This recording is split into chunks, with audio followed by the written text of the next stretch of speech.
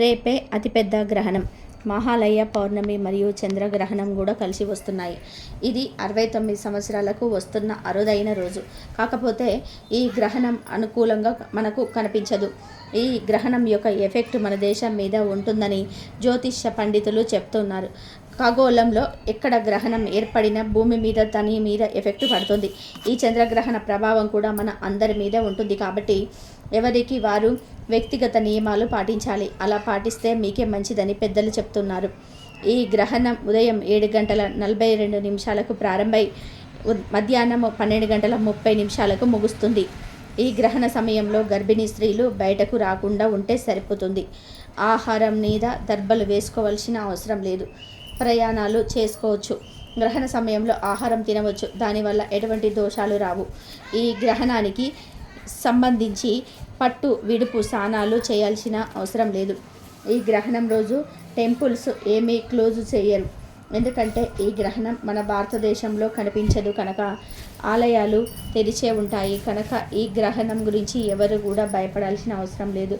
ఈ గ్రహణం మనకు కనిపించదు కనుకనే నియమాలు పాటించాల్సిన అవసరం లేదు. పాటించిన తప్పేమీ లేదు. అయితే ఎంతో శక్తివంతమైన ఈ పౌర్ణమి చంద్రగ్రహణం రోజున ఇంట్లో ఆడవాళ్ళు పొరపాటున కూడా ఈ కూరను వండకూడదు. ఎవరు కూడా ఈ కూర తినకూడదు. కాదని ఎవరైనా సరే ఈరోజు ఈ కూరను వండినా తిన్నా ఇంటికి గండం చేతిలో రూపాయి కూడా మిగలదు. అడుక్కునే స్టేజ్కి వెళ్ళిపోతారు. 7 తరాల దరిద్రం పడుతుంది. ఫ్యూచర్లో చాలా కష్టాలు సమస్యలు వస్తాయి. అనారోగ్యాన బారిన పడతారు. అంతేకాదు ఈరోజు తెలియక ఈ కూరను తింటే మహాపాపం తగులుతుంది. నరకానికి పోతారు అని శాస్త్రాలు చెప్తూ ఉన్నాయి. మరి ఈరోజు తినకూడని ఆ కూర ఏమిటో ఇప్పుడు ఈ వీడియోలో వివరంగా తెలుసుకుందాం. ఫ్రెండ్స్, ఈ వీడియోను ఎక్కడ కూడా స్కిప్ చేయకుండా చివరి వరకు చూడండి. అలాగే మా ఛానల్ని కూడా సబ్స్క్రైబ్ చేసుకొని మాకు సపోర్ట్ చేయండి. మహాలయ పౌర్ణమి తర్వాత వచ్చే 15 రోజులను మహాలయ పక్షం లేదా పితృపక్షం అంటారు. ఈ మహాలయ పక్షాన్నే పితృపక్షం అని కూడా అంటారు. మన ఇంట్లో మరణించిన పెద్దవారికి స్వార్థం పెట్టడానికి ఈ 15 రోజులు ఎంతో ముఖ్యమైనవిగా భావిస్తారు. ఇలా పితృపక్షంలో పిండ ప్రదానం చేయడం వలన పెద్దవారి ఆత్మ సంతోషిస్తుందని పండితులు చెప్తున్నారు. భాద్రపద మాసంలో వచ్చే పౌర్ణమి నుంచి అమావాస్య వరకు ఈ పితృపక్షాలను నిర్వహిస్తారు. ఈ 15 రోజులు ఏదో ఒక రోజు మరణించిన మన కుటుంబ సభ్యులకు శ్రాద్ధం పెట్టడం వల్ల ఎంతో పుణ్యం లభిస్తుంది. 15 రోజులలో ఒక రోజు ఉదయాన్నే నదీ స్నానం చేసి మన పెద్దవారికి పూజలు చేసి పిండ ప్రదానం చేయాలి. పిండాన్ని చరచరాలకు, కాకులకు, గ్రద్దలకు పెట్టడం వలన వారి ఆత్మ సంతృప్తి చెంది మనపై ఉన్నటువంటి పితృదోషాలను తొలగిపోతాయి. ఈ విధంగా పితృపక్షంలో పెద్దవారు మన పిండ ప్రదానం చేసి వారి పేరున అన్నదానాలు, వస్త్రదానాలు చేయడం వలన మనకు ఉన్నటువంటి పితృదోషాలు తొలగిపోయి సంతానం లేని వారికి సంతానం కలగడం జరుగుతుంది. అందుకే ఈ మహాలయ పక్షంలో మన పూర్వీకులను పెద్దవారిని స్మరించుకోవడం ఎంతో శుభసూచకం అని శాస్త్రాలు తెలియజేస్తున్నాయి. ఒకసారి రావణుడి బారి నుండి తప్పించుకునేందుకు దేవతలంతా కూడా ఒక్కొక్కరు ఒక్కొక్క జంతువులోనికి ప్రవేశించారు. లేడిలోనికి ఇంద్రుడు, నెమలిలోకి వరుణుడు, యముడు కాకిలోనికి ప్రవేశిస్తారు. రావణుడి నుంచి తప్పించుకున్న తర్వాత ఆయా జంతువుల శరీరంలో నుంచి బయటకి వచ్చిన దేవతలు వాటికి వరం ఇస్తారు. లేడికి ఒళ్ళంతా కళ్ళు ఉన్నట్టు అందంగా ఉండే వరం ఇచ్చాడు ఇంద్రుడు. అందుకే లేడు ఒళ్ళంతా కొల్లున్నట్టుగా కనిపిస్తుంది. వర్షం పడే సమయంలో ఆనందంతో పురి విప్పి అందంగా ఆడేలాగా నెమలికి పింఛం ఇచ్చాడు వరుడు. కాకికి మరణం తప్ప స్వతహాగా మరణం ఉండదని ఇచ్చాడు యముడు.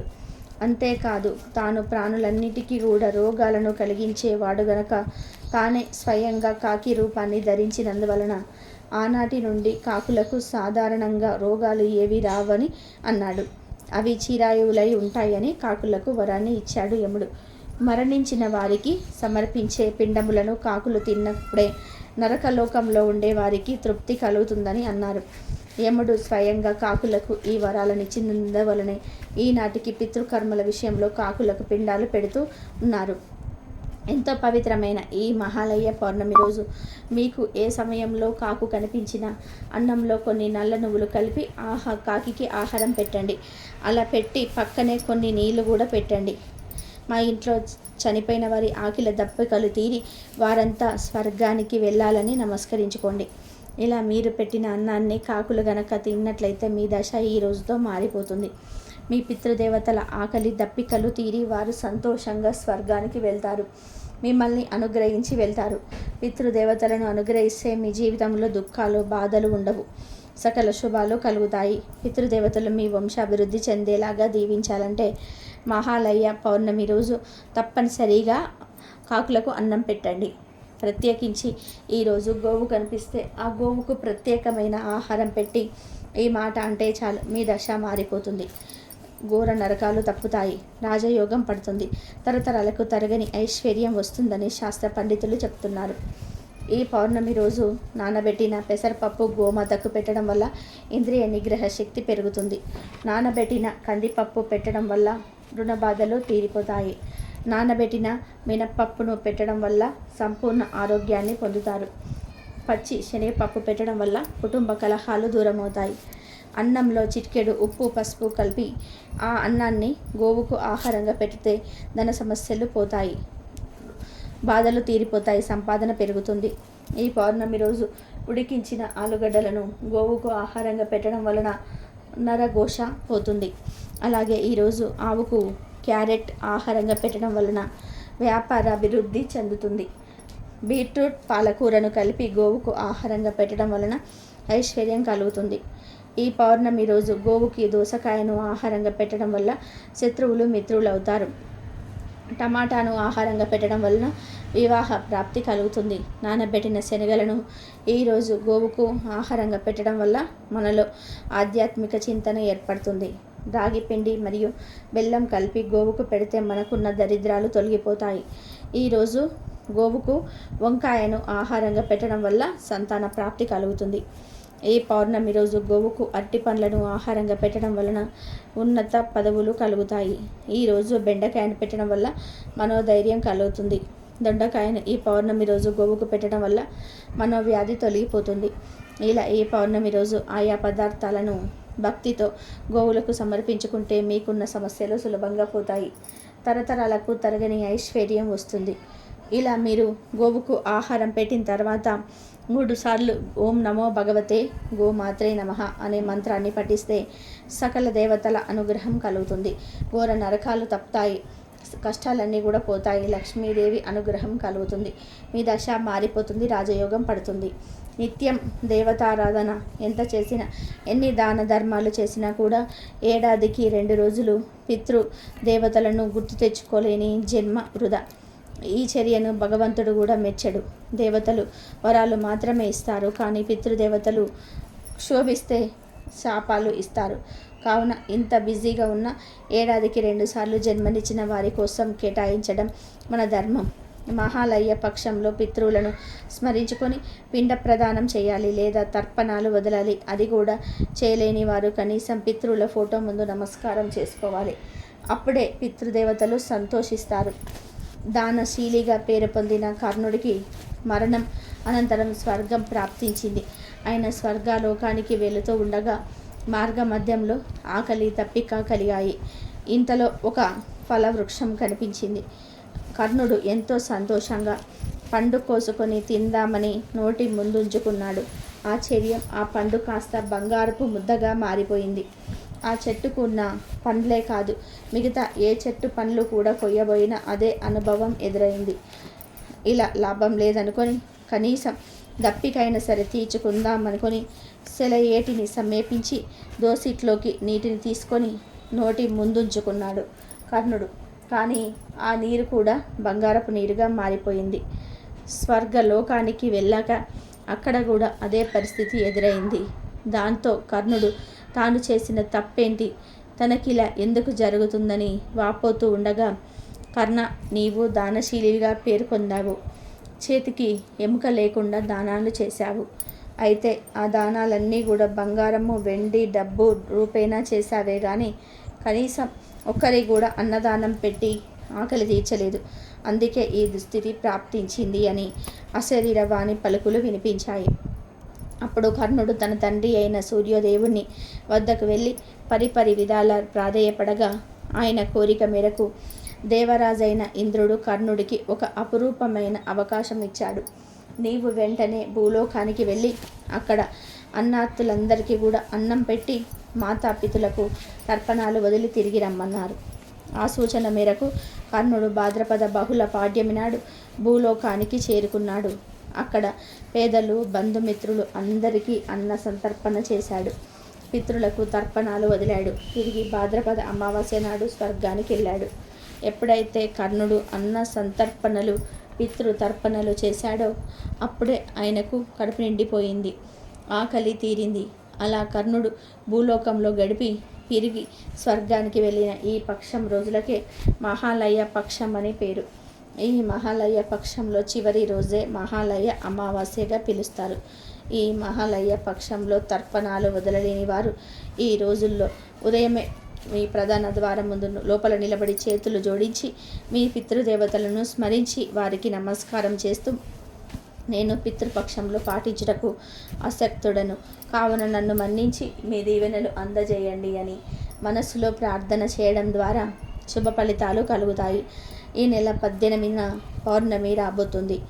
ఈ పౌర్ణమి రోజే చంద్రగ్రహణం ఏర్పడబోతుంది.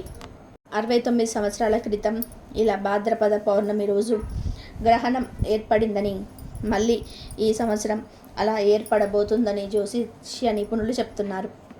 ఈ గ్రహణం మన భారత కాలమానం ప్రకారం సెప్టెంబర్ 18న ఉదయం 7:42 ప్రారంభమవుతుంది. మధ్యాహ్నం 12:30 పూర్తవుతుంది. ఈ టైంలో మనకు చంద్రుడు కనిపించడు గనక ఈ చంద్రగ్రహణం మనకు కనిపించదు. కనుక మనం గ్రహ నియమాలు పాటించాల్సిన అవసరం లేదు. అంటే ఆహారం తినకుండా ఉండడం, ఇల్లు క్లీన్ చేసుకోవడం, ఇలాంటివి నియమాలేమీ పాటించాల్సిన అవసరం లేదు. కానీ ఈ గ్రహణ సమయంలో రేడియేషన్ వెలువడుతుంది కనుక గర్భిణీ స్త్రీలు బయటకు రాకుండా ఇంట్లోనే ఉంటే మంచిది. ఇంకా ఎటువంటి నియమాలు పాటించాల్సిన అవసరం లేదు. ఈరోజు గ్రహణం కనిపించకపోయినా ఆకాశంలో మాత్రం ఒక అద్భుతం జరుగుతుంది. అది ఏమిటి అంటే ఈరోజు ఆకాశంలో చంద్రుడు చాలా పెద్దగా కనిపిస్తాడు. అంటే పరిమాణంలో చంద్రుడు ఎప్పుడు కనిపించినంత పెద్దగా కనిపిస్తాడు. ఇది చాలా విశేషం. ఈ పౌర్ణమి అంటే లక్ష్మీదేవికి మహా ఇష్టం గనక ఈరోజు తప్పనిసరిగా లక్ష్మీదేవిని పూజించండి. ఏమీ లేదు, చక్కగా అమ్మవారి ఫోటోకు బొట్లు పెట్టుకొని ఒక పసుపు రంగు పుష్పాన్ని సమర్పించుకొని పాలల్లో బెల్లం కానీ పటిక బెల్లం కానీ కలిపి ఆ పాలను నైవేద్యంగా పెట్టి దీపం వెలిగించుకొని సింపుల్గా పూజ చేసుకోండి. కనీసం అమ్మవారి ముందు దీపాన్నైనా సరే వెలిగించుకోండి. ఈరోజు అమ్మవారిని ప్రసన్నం చేసుకునే ప్రయత్నం చేయాలి. ఎంతో శక్తివంతమైన చంద్రగ్రహణంతో కలిసి వస్తున్న ఈ పౌర్ణమి రోజున కలబందం మొక్కతో ఒక చిన్న పరిహారాన్ని చేస్తే చాలు, దరిద్రాలన్నీ కూడా పోయి సకల ఐశ్వర్యాలు సిద్ధిస్తాయని శాస్త్రాలు చెప్తున్నాయి. ఈ కలబంద పరిహారం చేసుకోవడం వలన నరదిష్టి, నరఘోష, కనుదృష్టి కూడా పోతాయి. ఈ పరిహారానికి ₹1 కూడా ఖర్చు చేయాల్సిన అవసరం లేదు. అసలు ఏం చేయాలి అంటే ఏమీ లేదు. ఈ పౌర్ణమి రోజున చక్కగా కలబంద మొక్కను తెచ్చుకోండి. అంటే కలబంద మొక్కకు పక్కన పిలకలు వస్తూ ఉంటాయి కదా, ఆ చిన్న కలబంద మొక్కను తెచ్చుకోండి. అంటే కలబంద కొమ్మను అయినా సరే తెచ్చుకోవచ్చు. మీ ఇంట్లో పెంచుకున్న కలబంద మొక్క నుండి కోసి తెచ్చినా పర్వాలేదు, లేదా వేరే వారి ఇంటిలో నుండి తెచ్చినా పర్వాలేదు. ఎలాగోలాగా ఒక చిన్న కలబంద మొక్కను కానీ లేదా కలబంద కొమ్మను కానీ తెచ్చుకోండి. తర్వాత దానిని పసుపు నీటితో శుభ్రం చేయండి. అంటే పసుపు నీళ్ళు చల్లితే చాలు, కలగాల్సిన అవసరం లేదు. తర్వాత ఈ కలబంద మొక్కకు లేదా కొమ్మకు ఒక పసుపు రంగు దారాన్ని చుట్టండి. అంటే బట్టలు కుట్టే దారం ఉంటుంది కదా, ఆ దారాన్ని 2-3 మడతలు వేసి ఆ దారాన్ని ఈ కలబంద మొక్కకు చుట్టేయండి. ఎన్ని చుట్లు వస్తే అన్ని చుట్లు చుట్టేయండి. ఆ తర్వాత ఈ కలబందను ఒక ఎరుపు రంగు వస్త్రంలో పెట్టండి. చిన్న కర్చీపంత సైజులో ఉంటే వస్త్రం తీసుకొని దాంట్లో పెట్టండి. ఈ కలబందతో పాటుగా ఒక పసుపు రంగు నిమ్మకాయను కూడా పెట్టండి. అంటే నిగనిగలాడే మంచి నిమ్మకాయను పెట్టండి. మచ్చలు పుచ్చులు ఉన్నవి కాదు. నిమ్మకాయకు నెగిటివ్ ఎనర్జీని లాగేసుకునే శక్తి ఉంటుంది. నిమ్మకాయ దుష్ట శక్తులను తరిమి కొడుతుంది. నరదిష్టిని, నరఘోషను పొడగొడుతుంది. మన జీవితాన్ని అద్భుతంగా మార్చే శక్తి నిమ్మకాయకు ఉంది కనుక ఒక నిమ్మకాయను కనుక ఈ వస్త్రంలో వేయండి.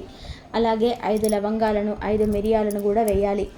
లవంగాలు, మిరియాలు పాజిటివ్ ఎనర్జీని అట్రాక్ట్ చేస్తాయి. ఇవంటే లక్ష్మీదేవికి ఎంతో ఇష్టం. లవంగాలు, మిరియాలు అతీత శక్తులు ఉంటాయి కనుక వీటికి పరిహార శాస్త్రంలో ఎంతో ప్రాధాన్యతని ఇచ్చారు. ఇటువంటి లవంగాలను, మిరియాలను ఈ పరిహారంలో వాడుతున్నాం కనుక ఖచ్చితంగా మనకు ఫలితం వస్తుంది.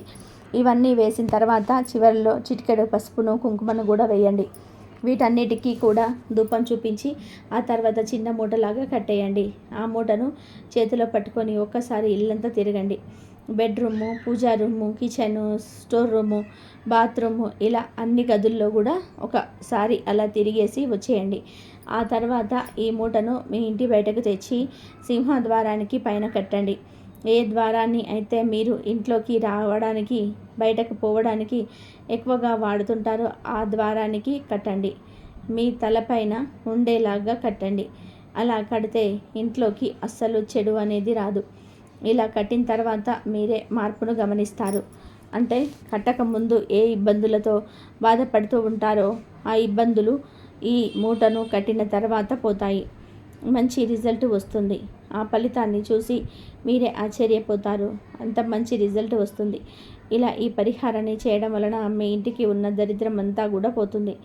నరదిష్టి, నరఘోష, జనఘోష, నరకన్ను అన్నీ పోతాయి. జనాల ఏడుపు పోతుంది. అదృష్టం మిమ్మల్ని వరిస్తుంది. అపర కుబేరులుగా మీరు మారిపోతారు. అంతేకాదు ఇలా మూటను కట్టిన తర్వాత మీ ఇంట్లో వారు ఏ పని చేసినా ఆ పనిలో విజయాలను చేకూరుతాయి. నక్కతోక తొక్కినట్లు, పట్టిందల్లా బంగారం అయినట్లు ఏ పని చేసినా కూడా విజయం వరిస్తుంది. పైగా గ్రహణ దోషాలు కూడా మీ ఇంటిపై పడవు. తరతరాలకి తరగని ఐశ్వర్యం వస్తుంది. ధనానికి ధనం వస్తుంది. ఆరోగ్యానికి ఆరోగ్యం వస్తుంది. ఆనందానికి ఆనందం వస్తుంది. విపరీతంగా సంపాదన పెరిగిపోతుంది. మీకు తిరుగులేని రాజయోగం అనేది పడుతుంది. ఇలా కట్టిన మూటను 6 లేదా 9 లేదా 12 నెలల తర్వాత తీసేసి పారే నీటిలో పడేయండి. మీకు ఈ పరిహారం మళ్ళీ చేయాలనిపిస్తే మళ్ళీ చేసుకోండి. ఈ కలబంద మొక్కను చాలా పవర్ఫుల్ కనుక అందరూ కూడా తప్పకుండా ఈ పరిహారం చేసుకోండి. ఈ పరిహారాన్ని ఈ పౌర్ణమి రోజు రాత్రి సమయంలో చేస్తే చాలా మంచి శుభ ఫలితాలు వస్తాయి. ఔషధ మొక్కగా కలబంద ప్రసిద్ధి చెందింది. ఎక్కువగా చర్మ సంరక్షణ ఉత్పత్తుల్లో, ఇతర ఉత్పత్తుల్లో కలబందను విరివిగా వాడతారు. కలబంద మొక్కను ఇంట్లో పెంచుకోవడం వలన ప్రతికూల శక్తులన్నీ కూడా తొలగిపోతాయి. సానుకూల శక్తులు మీ ఇంట్లోకి ప్రవేశిస్తాయి. ఆరోగ్యపరంగా కలబందను ఉండే పోషకాలు మనకు చాలా రకాలుగా మేలు చేస్తాయి. కలబందకు దృష్ట శక్తులను ఆకర్షించే సామర్థ్యం ఉందని నమ్ముతూ ఉంటాము. ఈ మొక్క గాలిని మాత్రమే వినియోగిస్తూ నీరు లేకుండా కూడా ఎక్కువ కాలం చెక్కు చెదరకుండా బ్రతుకుతుంది. వాస్తుశాస్త్రం ప్రకారం కలబంద మొక్కను అదృష్ట మొక్క అంటారు. ఈ మొక్కను ఇంట్లో నాటుకుంటే చాలా శుభప్రదం. ఈ మొక్కతో మనిషి జీవితంలో వచ్చే సమస్యలన్నీ కూడా తొలగిపోతాయి. కలబంద మొక్కను ఏ దిశలోనైనా సరే నాటుకోవచ్చు. కలబందతో ఈ పరిహారం చేయడం ద్వారా ఇంట్లో ఉండే దరిద్రాన్ని పొడగొట్టుకొని లక్ష్మీదేవి మీ ఇంట్లోకి వచ్చేలాగా చేయవచ్చు. కాబట్టి ప్రతి ఒక్కరు కూడా గ్రహణంతో కలిసి వస్తున్న ఈ పౌర్ణమి రోజున కలబంద మొక్కతో ఈ చిన్న తేలికపాటి పరిహారాన్ని చేసి చక్కటి శుభ ఫలితాలను పొంది ఆనందంగా జీవించండి. కొంతమంది ఇంటికి దిష్టి కోసం గుమ్మడికాయలు, కలబంద మొక్క, నిమ్మకాయలు ఇలా రకరకాల వస్తువులను కడుతూ ఉంటారు కదా. అలా దిష్టి కోసం కట్టిన వస్తువులను ఈ గ్రహణం తర్వాత తొలగించేయండి. మళ్ళీ కొత్తవి కట్టుకోండి. ఎందుకంటే గ్రహణం వల్ల వాటి శక్తి మొత్తం కూడా పోతుంది. కనుక దిష్టి కోసం కట్టిన వస్తువులను గ్రహణం మరుసటి రోజున తొలగించి కొత్తగా కట్టుకోవాలి. భాద్రపద పూర్ణిమకు ఎంతో ప్రాముఖ్యత ఉంటుంది. ఈ రోజున విష్ణు రూపమైనటువంటి సత్యనారాయణ స్వామి వారికి పూజలు చేస్తారు. ఇదే రోజు ఉమామహేశ్వర ఉపవాసం కూడా చేస్తారు. ఈ రోజున పితృదేవతలకు ఆజ్యం ఇవ్వడము, గోమాతకు అవిస ఆకులు పెట్టడం వలన కష్టాలు తొలగి శుభ ఫలితాలు కలుగుతాయి. భాద్రపద పూర్ణిమ నాడు సత్యనారాయణ స్వామిని ఆరాధించడం ద్వారా ఈతి బాధలు తొలగిపోతాయి. ఈరోజు ఉదయం నిద్రలేచి శుచిగా స్నానం ఆచరించాలి. తీర్థాలు, కొలను, చెరువులో స్నానం చేస్తే మరీ మంచిది. వ్రతం చేయదలిచిన వారు సత్యనారాయణ వ్రతం ఆచరించాలి. సత్యనారాయణ కథను విన్న తర్వాత ప్రసాదాన్ని తీసుకోవడం మరవకూడదు. ఆపై బ్రాహ్మణులకు వస్త్రదానం చేయాలి. అలాగే ఉమామహేశ్వర వ్రతం కూడా ఈరోజు ఆచరించవచ్చు. భాద్రపద పూర్ణిమ నాడు చాలామంది ఉమామహేశ్వర ఉపవాసం చేస్తారు. ఉమామహేశ్వర వ్రతం మహిళలకు చాలా ముఖ్యం. వ్రతం చేయడం వలన తెలివైన సంతానంతో పాటు అదృష్టం కూడా వరిస్తుంది. ఈ పూజ ఎలా చేయాలంటే శివపార్వతీదేవి విగ్రహాన్ని లేదా పటాన్ని పూజ గదిలో ఉంచి వారికి ధూపము, దీపము, అత్తరు, పువ్వులు సమర్పించాలి. స్వచ్ఛమైన నెయ్యితో కలిపిన ప్రసాదాన్ని నైవేద్యంగా సమర్పించాలి. మత్స్య పురాణంలో ఉమామహేశ్వర వ్రతం ప్రస్తావించబడింది. ఒకసారి దుర్వాస మహర్షి శంకరుణ్ణి దర్శనం ముగించి తిరిగి వస్తూ ఉండగా మార్గమధ్యంలో శ్రీ మహావిష్ణువును కలిశాడు. అప్పుడు శివుడు తనకిచ్చిన బిల్వమాలను విష్ణువుకు కానుకగా ఇచ్చాడు దుర్వాసురుడు. విష్ణువు దానిని గరుడ మెడలో వేశాడు. అది చూసిన మహర్షి దుర్వాసకు కోపం వచ్చి విష్ణువును శపించాడు. నువ్వు శివుడిని అగౌరవపరిచావు కాబట్టి శ్రీ మహాలక్ష్మి నుంచి దూరం అవుతావని దుర్వాస మహర్షి విష్ణువుని శపిస్తాడు. లక్ష్మీదేవి క్షీరసాగరం నుండి వెళ్ళిపోయి నీకు దూరం అవుతుందని, శేషనాగు కూడా నీకు సహకరించదని శపిస్తాడు. అది విన్న విష్ణువు వెంటనే మహర్షిని క్షమాపణ కోరి గౌరవంగా శాపం నుండి విముక్తి పొందడానికి పరిష్కారాన్ని అడిగాడు. అప్పుడు దుర్వాస మహర్షి శాంతించి ఉమామహేశ్వర వ్రతం ఆచరించాలనే ఉపాయం చెప్తాడు. ఆ రోజు ఉపవాసం చేయమని మహర్షి వెల్లడిస్తాడు. అలా ఉమామహేశ్వర వ్రతం ఆచరించిన తర్వాతనే శ్రీ మహావిష్ణువు లక్ష్మీదేవిని తిరిగి పొందగలడని పురాణాలు చెప్తున్నాయి. ఎంతో పవిత్రమైన ఈ పౌర్ణమి గ్రహణం రోజున ఒక ప్రత్యేకమైన చెట్టును తాకితే చాలు మీ దశ తిరిగిపోతుంది అని శాస్త్రాలు చెప్తున్నాయి. మరి ఆ చెట్టు ఏమిటి అంటే రావి చెట్టు. ఈరోజు రావి చెట్టును మరింత శక్తులు వస్తాయి కనుక ఈరోజు ఏ సమయంలోనైనా సరే చక్కగా స్నానం చేసుకొని దగ్గరలో ఉండే రావి చెట్టు దగ్గరికి వెళ్ళండి. ముందు రావి చెట్టుకు చెంబడు నీళ్లు పోయండి. తర్వాత చిటికెడు పసుపు కుంకుమను రావి చెట్టు మొదట్లో వేసి చెట్టు చుట్టూ 11 సార్లు ప్రదక్షిణలు చేయండి. ఇలా ప్రదక్షిణలు చేసిన తర్వాత 11 సార్లు ఆ చెట్టును తాకండి. ఇలా తాకడం వలన ఆ చెట్టులోని అద్భుత శక్తులన్నీ మీ శరీరంలోకి ప్రవేశిస్తాయి. అలా రావి చెట్టును తాకే సమయంలో మీ మనసులోని కోరికలు చెప్పుకోండి. తప్పక ఆ కోరిక నెరవేరుతుందని శాస్త్రాలు చెప్తున్నాయి. ఇలా ఈరోజు రావి చెట్టును తాకితే 1 గంటలోనే మీ శరీరంలోని దరిద్రం మొత్తం కూడా పోతుంది. మీ ఒంట్లోని నెగిటివ్ ఎనర్జీ, నెగిటివ్ శక్తి పోతుంది. దైవిక శక్తులు వస్తాయి. మీ దశ మారిపోతుంది. కటిక దరిద్రుడైనా సరే రాజ్యం వెళ్ళడం ఖాయం. అంతేకాదు ఈరోజు ఈ చెట్టును తాకడం వలన గ్రహణం ఎఫెక్ట్ మీ మీద పడదు. ఒకవేళ పడిన ఆ గ్రహణం దోషాలన్నీ కూడా పోతాయి. మీకు తిరుగులేని రాజయోగం కలుగుతుంది. పట్టిందల్లా బంగారం అవుతుంది. రావి చెట్టుకు ఎంతో ప్రాముఖ్యత ఉంది. అన్ని వృక్షాలకెల్లా రావి చెట్టు పరమ పవిత్రమైనదని శ్రీమద్ భాగవతంలో శ్రీకృష్ణ భగవానుడు చెప్పాడు. రావి చెట్టును విష్ణు నివాసంగా పరిగణిస్తారు. అశ్వత్థ వృక్షంగా ప్రసిద్ధికెక్కిన ఈ రావి చెట్టు కింద పరమ భక్తులైన హిందువులు తమ ప్రాణాలను సైతం వదిలిపెట్టడానికి ఇష్టపడుతూ ఉంటారు. రావి చెట్టు వేళ్ళల్లో విష్ణుమూర్తి, చెట్టు కాండంలో శివుడు, కొమ్మల్లో నారాయణుడు, ఆకులతో హరి, చెట్టు కాయల్లో సకల దేవతలు మరియు కొలువులై ఉంటారని స్కాంద పురాణం చెప్తుంది. రావి చెట్టును తాకడం వల్ల గ్రహబాధలు తొలగిపోతాయి. లక్ష్మీ కటాక్షం కలుగుతుంది. ఈ చెట్టులో ఎన్నో ఔషధ గుణాలు కూడా ఉన్నాయి. రాత్రి పూట కూడా ఈ ఆక్సిజన్ను అందించే అతి తక్కువ చెట్లలో రావి చెట్టుకు ఒకటి. కాబట్టి రావి చెట్టును తాకి మీకున్న కష్టాలను తొలగించుకోండి. రావి చెట్టు అనేక రోగాలను నయం చేస్తుంది. రావి చెట్టు గాలిలో ఉన్న హానికారక బ్యాక్టీరియాను నాశనం చేస్తుంది. రావణాసురుని చెరలో ఉన్న సీతమ్మ రావి చెట్టు నీడనే ఉంటుంది. సీతమ్మకు ఆశ్రయం ఇచ్చిన రావి చెట్టు అంతే హనుమంతుడికి కూడా ఎంతో ఇష్టమని రామాయణం తెలుపుతుంది. రావి చెట్టు ఒక అమోఘమైన చెట్టు, గొప్ప శక్తులున్న చెట్టు. కాబట్టి ఇన్ని శక్తులు కలిగిన రావి చెట్టును మీరు కూడా ఈ పౌర్ణమి రోజు తాకండి. శుభ ఫలితాలను పొంది సంతోషంగా జీవించండి. ఇక ఎంతో పవిత్రమైన ఈ పౌర్ణమి రోజున 3 వస్తువులను కొని ఇంటికి తెచ్చుకుంటే చాలు తరతరాలకు తరగని ఐశ్వర్యం వస్తుందని శాస్త్ర పండితులు చెప్తున్నారు. మరి ఆ వస్తువులలో మొదటి వస్తువు ఏమిటి అంటే స్త్రీలు. అవును, గ్రహణం తర్వాత కలిసి వస్తున్న అతీత శక్తులు కలిగిన ఈ పౌర్ణమి రోజున ఒక 1/4 కేజీ కానీ లేదా 1/2 కేజీ కానీ స్వీట్లు కొని తెచ్చుకుంటే చాలా చాలా మంచి ఫలితాలు కలుగుతాయి. మీకు ఉండే కష్టాలన్నీ కూడా పోతాయి. సమస్యలు, ఇబ్బందులన్నీ కూడా పోతాయి. ఈ పౌర్ణమి రోజు ముఖ్యంగా నెయ్యితో చేసిన మిఠాయిలు ఇంటికి తెస్తే లక్ష్మీదేవి కూడా మీ ఇంటిలోకి వచ్చేస్తుంది. మీకు లెక్కలేనంత ధనాన్ని ఇస్తుంది. మీకు ఉండే ధన సమస్యలన్నీ కూడా పోతాయి. కనుక ఈరోజు తప్పనిసరిగా మిఠాయిలు కొని తెచ్చుకోండి. అలా తెచ్చిన మిఠాయిలను లక్ష్మీదేవి అమ్మవారి ఫోటో ముందు పెట్టి నివేదన చేయండి. ఆ తర్వాత ఈ మిఠాయిలను మీ ఇంట్లో వారందరూ కూడా తినండి. మీ ఇంటి చుట్టూ ప్రక్కల్లో చిన్న పిల్లలు ఉంటే వారికి కూడా మిఠాయిలు పంచిపెట్టండి.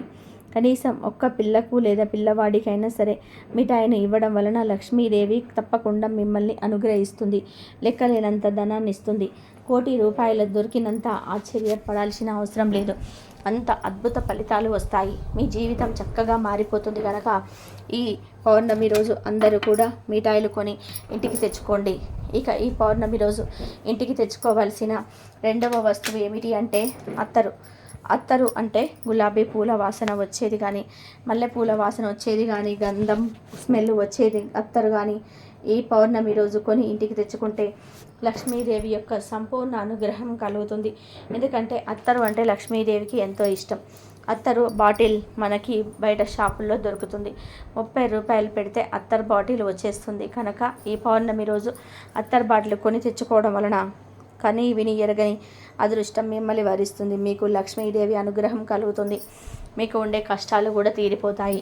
ఇలా ఈ రోజున తెచ్చిన అత్తర్ బాటిల్ను జాగ్రత్తగా ఉంచుకొని ప్రతిరోజు నీటిలో 2 చుక్కలు ఈ అత్తర్ను కలిపి ఇల్లంతా జీలకరించండి.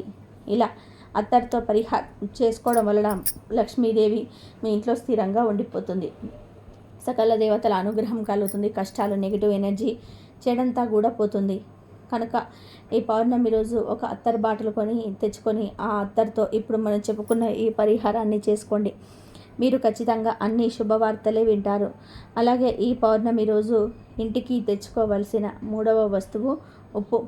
ఈ పౌర్ణమి రోజు కొద్దిగా ఉప్పునైనా సరే కొని తెచ్చుకుంటే మీ జీవితం అద్భుతంగా మారిపోతుంది. ఉప్పు అంటే కల్లుప్పు కొని తెచ్చుకోవాలి, సాల్ట్ కాదు. ఉప్పు తెల్లగా ఉంటుంది. పౌర్ణమి చంద్రుడు కూడా తెల్లగా ఉంటాడు కనుక ఈ పౌర్ణమి రోజు గల్లులుప్పును కొని ఇంటికి తెచ్చుకుంటే చంద్రుడి అనుగ్రహం కలుగుతుంది. చంద్రుడు లక్ష్మీదేవి సోదరుడు కనుక పౌర్ణమి రోజు గల్లులుప్పు కొని తెచ్చుకుంటే లక్ష్మీదేవి అనుగ్రహం విపరీతంగా కలుగుతుంది. మీ జీవితంలో ఎన్నో అద్భుతాలు జరుగుతాయి.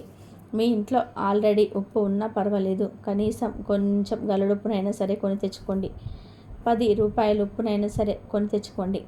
అలా కొని తెచ్చుకున్న ఉప్పుతో మీకు చేయాలంటే పరిహారాలు చేసుకోండి. లేదా ఆ ఉప్పును వంటగదిలో ఉప్పు డబ్బాలో వేసి వాడుకోండి. ఆ ఉప్పుతో ఏం చేసినా మీకు మంచి జరుగుతుంది. ఈ పౌర్ణమి బుధవారంతో కలిసి వస్తుంది కనుక ఈరోజు పసుపును కొని ఇంటికి తెచ్చుకున్న శుభ ఫలితాలు కలుగుతాయి. పౌర్ణమి రోజు పసుపు పొడి లేదా పసుపు ప్యాకెట్ని లేదా 2 పసుపు కొమ్ములను అయినా సరే కొని ఇంటికి తెచ్చుకుంటే మీకు రాజయోగం పడుతుంది. పసుపు అనేది గురుగ్రహానికి సంబంధించినది. పసుపును లక్ష్మీదేవి స్వరూపంగా భావిస్తారు. ఉప్పును కొని తెచ్చుకోవడం వలన లక్ష్మీదేవి అనుగ్రహం కలుగుతుంది. సకల ఐశ్వర్యాలు సిద్ధిస్తాయి. మీ ఇంట్లో ఆల్రెడీ పసుపు ఉన్నా పర్వాలేదు, చిన్న పసుపు ప్యాకెట్నైనా సరే కొని తెచ్చుకోండి. 30 రూపాయలు పెడితే పసుపు ప్యాకెట్ వచ్చేస్తుంది. 5-10 రూపాయలు పెట్టినా సరే చిన్న పసుపు ప్యాకెట్ వచ్చేస్తుంది. ఆ పసుపు ప్యాకెట్నైనా సరే కొని ఇంటికి తెచ్చుకోండి. ఈరోజు ఎలాగైనా సరే కొని ఇంటికి తెచ్చుకోండి. పసుపును కానీ 2 పసుపు కొమ్ములను కానీ ఈరోజు ఇంటికి కొని తెచ్చుకొని మీ పూజ గదిలో పెట్టుకోండి. ఆ పసుపును పూజల్లో వాడుకోండి, లేదా వంటగదిలో పెట్టుకొని వంటకాలలో వాడుకోండి. ఏమైనా చేసుకోండి, కానీ ఈరోజు మాత్రం తప్పనిసరిగా పసుపును కొని ఇంటికి తెచ్చుకోండి. ఇలా తెచ్చుకోవడం వలన అన్ని రకాల దోషాలు పోతాయి, కష్టాలు బాధలు పోతాయి, అష్టైశ్వర్యాలు సిద్ధిస్తాయి. కూర్చొని తిన్న తరగని సంపదలు వస్తాయి. కనుక మీ జీవితం మారి మీరు సంతోషంగా జీవించాలంటే పౌర్ణమి రోజు తప్పకుండా పసుపును కొని ఇంటికి తెచ్చుకోండి.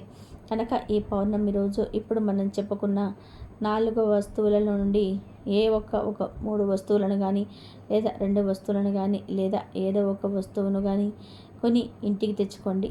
మీ అవసరాన్ని బట్టి, మీ ఇష్టాన్ని బట్టి ఏ వస్తువును కొని ఇంటికి తెచ్చుకున్న తరతరాలకు తరగని ఆస్తి వస్తుంది. అంతులేని ఐశ్వర్యం సిద్ధిస్తుంది. మహాలక్ష్మి యోగం కలుగుతుంది. మీకు అన్ని శుభాలే జరుగుతాయి. ఇక గ్రహణంతో కలిసి వస్తున్న ఈ పౌర్ణమి రోజు ఇంట్లో ఆడవాళ్ళు పొరపాటున కూడా పప్పు మరియు ములక్కాడ కూరలను ఉండకూడదు. పప్పు అంటే కందిపప్పు, పెసరపప్పు, మైసూర్ పప్పు, పచ్చిశనగపప్పు ఇవేమీ కూడా వండరాదు. కనీసం తాలింపులలో కూడా పప్పు వాడకూడదు. పొద్దున్న టిఫిన్లలోకి కూడా పుట్నాల పప్పుతో చట్నీలు చేయకూడదు, తినకూడదు. ఇలా ఏ రూపంలో కూడా తినకూడదు పప్పు. అలాగే ములక్కాడను కూడా ఏ రూపంలో కూడా తినకూడదు. కూర రూపంలో కావచ్చు, ఫ్రై రూపంలో కావచ్చు, పచ్చడి రూపంలో కావచ్చు, ఏ రూపంలో కూడా ములక్కాడను తినవద్దు. పప్పును కూడా పప్పు టమాటా, పప్పు చారు, పప్పు తోటకూర, పప్పు గోంగూర, పుట్నాల చట్నీ ఇలా ఏ రూపంలో కూడా తినవద్దు. తాలింపులలో పచ్చిశనగపప్పు వేస్తారు కదా, అలా కూడా ఈరోజు పప్పును వాడకూడదు. పప్పు ములక్కాడ గుర్తుంచుకొని ఆడవాళ్ళు ఈ 2 కూరలను వండకుండా జాగ్రత్త పడండి. ఎందుకంటే ఆడవారు ఏ కూర వండితే ఇంట్లో అందరు అది కూడా ఆ కూరని తినేస్తారు కనుక మీరు వండకుండా ఉంటే ఎవరు తినరు కనుక ఈ కూరలు వండకుండా జాగ్రత్త పడండి. లేదంటే అప్పుల పాలైపోతారు, అనారోగ్యాల పాలవుతారు, చేతిలో రూపాయి కూడా మిగలదు. వీటితో పాటు నాన్ వెజ్ కూడా ఈరోజు తినకూడదు. నాన్ వెజ్ అంటే మాంసము, చేపలు, గవ్వలు, పీతలు, రొయ్యలు, నత్తలు ఇలా కూడా తినకూడదు. బుధవారం రోజు నాన్ వెజ్ తినవచ్చు, కానీ దానివల్ల ఏం జరగదు. కానీ ఈ బుధవారం రోజు పౌర్ణమి గ్రహణం కలిసి వచ్చాయి కనుక ఈరోజు ఎట్టి పరిస్థితుల్లోనూ కూడా మాంసం తినకూడదు. ఇంట్లో వండుకొని అయినా సరే లేదా బయట నుండి తెచ్చుకోవాలైనా సరే ఈ విధంగా కూడా నాన్ వెజ్ తినకూడదు. సాధారణంగా మగవారు సాయంత్రం అవ్వగానే బయటకు వెళ్ళి నూడిల్స్, ఫ్రైడ్ రైస్, ఎగ్ బజ్జీలు రకరకాల పదార్థాలు తింటూ ఉంటారు.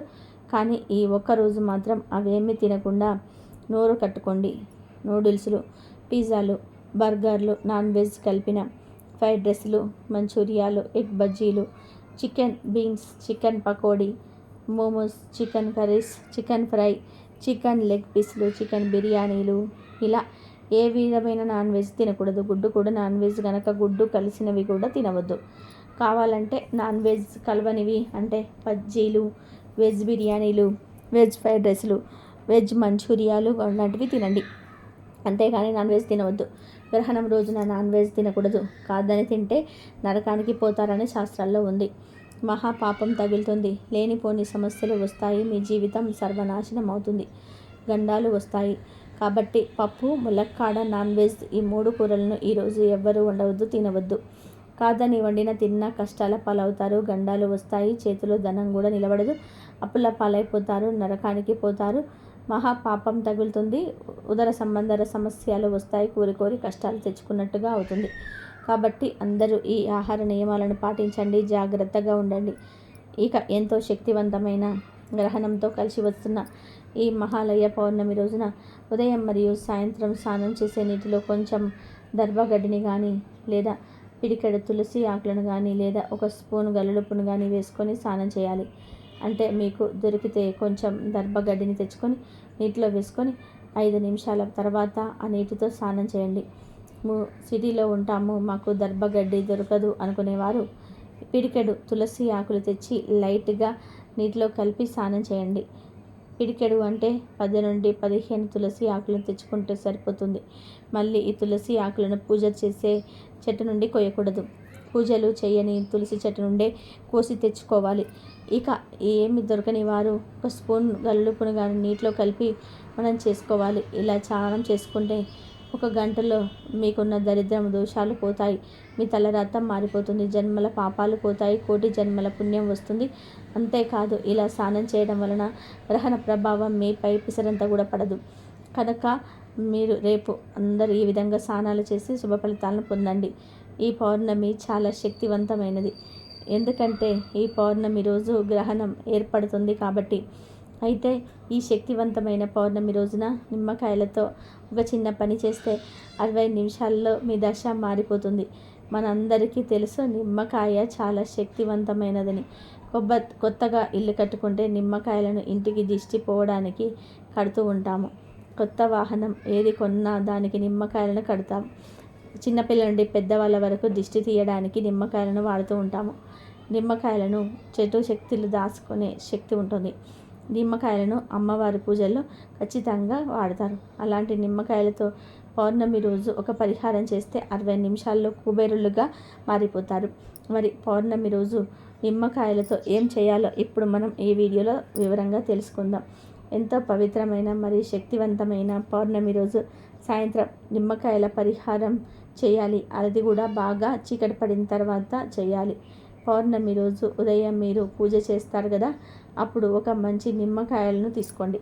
ఆ తర్వాత ఆ నిమ్మకాయలను మీ ఇష్టదైవం ముందు కానీ, లక్ష్మీదేవి పటం ముందు కానీ పెట్టి మీ సంకల్పం చెప్పుకొని మీ ఇష్టదైవాన్ని నిష్టగా పూజించండి. ఇక పౌర్ణమి రోజు సాయంత్రం కాళ్ళు చేతులు కడుక్కొని దీపం వెలిగించుకోవాలి. ఆ తర్వాత ఒక రాగి ప్లేట్ తీసుకోండి. ఈ పరిహారానికి రాగి ప్లేటు కావాలి. ఒక రాగి ప్లేట్ తీసుకొని దానిని శుభ్రంగా కడిగి బొట్లు పెట్టండి. ఆ ప్లేట్ను మీ పూజ గదిలో మీ ఇష్టదైవం ముందు పెట్టి ఆ ప్లేట్లో గల్లులుప్పు కూడా వేయండి. ఇప్పుడు ఆ ఉప్పుపై చిటికెడు పసుపు కుంకుమను వేయండి. దేవుడు ముందు పెట్టిన నిమ్మకాయను తీసుకొని దాన్ని 2 ముక్కలుగా కట్ చేయండి. ఆ 2 ముక్కలకు కుంకుమను రాయండి. కుంకుమ అద్దిన నిమ్మకాయ ముక్కలను ఉప్పుపై పెట్టండి. ఇప్పుడు ఆ నిమ్మకాయ ముక్కలను 2 కర్పూరం బిళ్ళలను కూడా పెట్టండి. ఒక్కొక్క నిమ్మకాయను ముక్కలపై ఒక్కొక్క కర్పూర బిళ్ళం పెట్టాలి. ఆ తర్వాత ఆ ప్లేట్ను పట్టుకొని ఇంటి బయటకు వచ్చి కర్పూరాన్ని వెలిగించి ఇంటికి దిష్టి తీయండి. ఇలా పౌర్ణమి రోజు దిష్టి తీయడం వల్ల మీ ఇంటిపై ఉన్న ఏడుపులు అన్నీ కూడా పోతాయి. మీ ఇంటిలో ఉన్న నెగిటివ్ ఎనర్జీ ఎంత పోతుంది, బయటకు వెళ్ళిపోతుంది. ఉప్పు మరియు నిమ్మకాయ 2 నెగిటివ్ ఎనర్జీని బయటకి తరిమి వేస్తాయి. ఈ రెండిటికి చాలా శక్తి ఉంది. ఉప్పు మరియు నిమ్మకాయ ధనాన్ని ఆకర్షిస్తాయి. ఇలా పౌర్ణమి రోజు చీకటి పడిన తర్వాత ఇలా చేయాలి. 3 సార్లు సవ్య దిశలో, 3 సార్లు అపసవ్య దిశలో ప్లేట్లు తిప్పాలి. కొంచెంసేపు అయిన తర్వాత హారతి కొండెక్కుతుంది కదా, ఆ తర్వాత ఆ నిమ్మకాయను ఏదైనా పారే నీటిలో పడేయండి, లేదంటే ఏదైనా చెట్ల మొదట్లో పడేయండి. మీరు ఇంట్లో పెంచుకునే మొక్కలు ఉంటాయి కదా, అందులో కాకుండా బయట రోడ్డు పక్కలో ఉండే చెట్లలో పడేయండి. అక్కడ నిమ్మకాయలను ఉప్పు పడేసి ఇంటికి వచ్చేయండి. తర్వాత కాళ్ళు చేతులు కడుక్కొని ఇంట్లోకి వెళ్ళండి. పౌర్ణమి రోజు ఈ విధంగా మీ ఇంటికి దిష్టి తీస్తే మీ ఇంటికి ఉన్న వాస్తు దోషాలు కూడా పోతాయి. మరి ప్రతి ఒక్కరు కూడా పౌర్ణమి రోజు నిమ్మకాయలతో ఇప్పుడు చెప్పుకున్న విధానంగా చేసి కుబేరులుగా మారిపోండి. వీడియో నచ్చితే లైక్ చేయండి, షేర్ చేయండి, బట్ సబ్స్క్రైబ్ చేసుకోవడం మాత్రం మర్చిపోవద్దు. కాబట్టి నిమ్మకాయలతోటి పరిహారం చేసి ఆయురారోగ్య అష్టైశ్వర్యాలతో ఆ అమ్మవారి అనుగ్రహంతో మీరు ఆరోగ్యంగా ఉండండి. కాబట్టి స్నానం చేసే నీళ్ళు దర్భగడ్డితో నీళ్ళు వేసుకొని స్నానం చేయండి. మాకు దర్భగడ్డి దొరకదు అనుకునేవారు పిడికెడు తులసి ఆకులనైనా తెచ్చి లైట్గా నలిపి స్నానం చేయండి.